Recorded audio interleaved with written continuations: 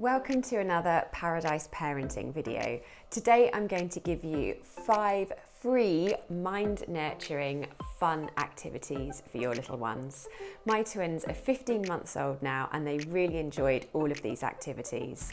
So the first one is a familiar object search, and it's quite simple because you just get a container and you put some baby rice, lentils,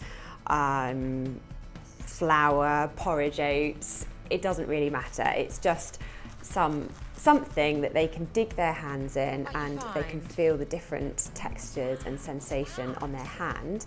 And then when they dig in, they will be able to pull out a familiar object. So in this one, we've got a little duck, and there's some other items in there as well. I try to avoid putting spoons in because as soon as they find a spoon, they think that it's an eating activity rather than a play activity, although don't be surprised if your little ones do put this in their mouth.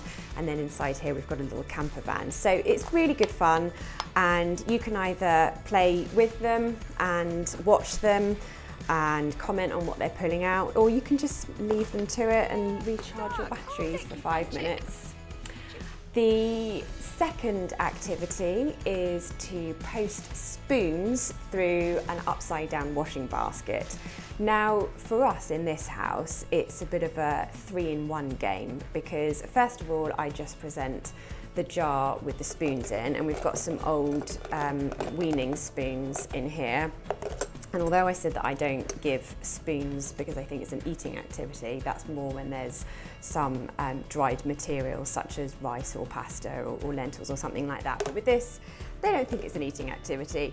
They really enjoy it, and they post the spoons through the holes in the washing basket, which is really good for hand-eye coordination and those motor skills. The second part of this game, if you like, is just literally putting the spoons back in the jar. And one of my mummy friends has got a colander with spaghetti, dried spaghetti that her toddler pastes through the holes. So again, really, really good for hand-eye coordination. And then the third element to this game is just putting the lid on the jar. So Alexander absolutely loves putting lids on jars. So I just give him a jar and a lid, and he just keeps putting the lid on. It's really good fun. So in the first instance, without overloading them, if you just give the jar and the spoons and the upturned washing basket, you'd be amazed at how long it keeps them entertained for.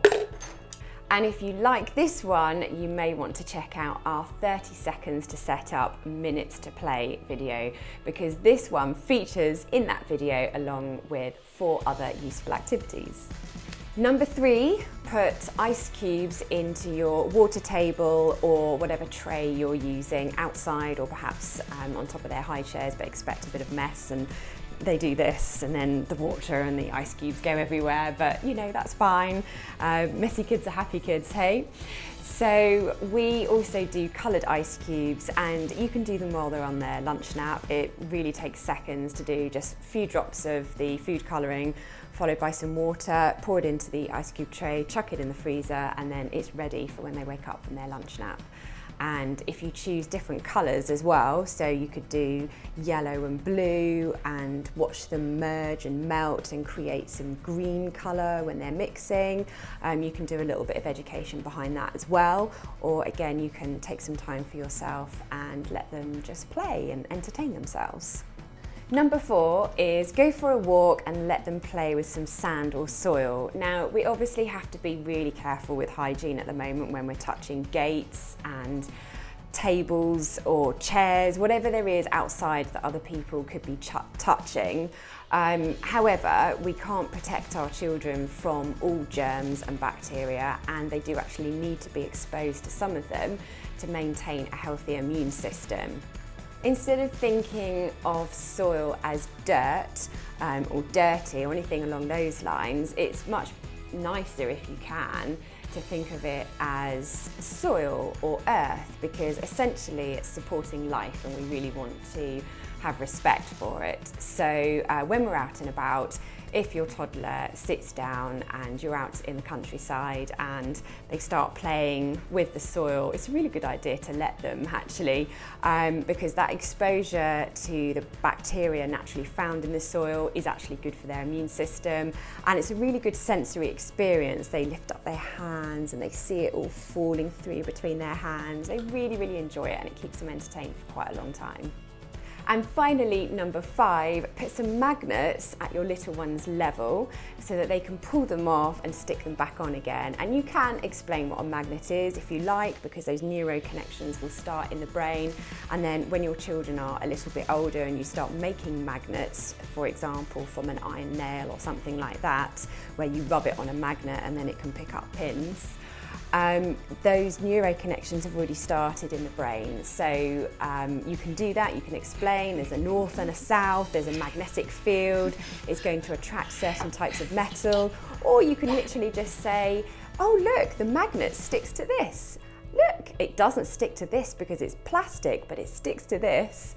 And it's really good fun, and putting things on your child's level, it helps them with their confidence and their autonomy, because what I found was my magnets were really high up and they were wanting to get onto me to get to the magnets, not necessarily because they wanted to spend some time with me, because clearly they need to do some independent play and some self growth and development, and they wanted to use me to get to the magnets. And I thought, well, let's help their confidence and bring some magnets down to their level so that they can play with them without needing my involvement necessarily. So that's what we've got now, and they're really enjoying it. I hope you've enjoyed this video. Please do like and subscribe and turn the bell icon on so that you catch all of our latest videos. And if you've got time, please post in the comments below and tell me some of your mind-nurturing fun activities that you get up to with your little ones.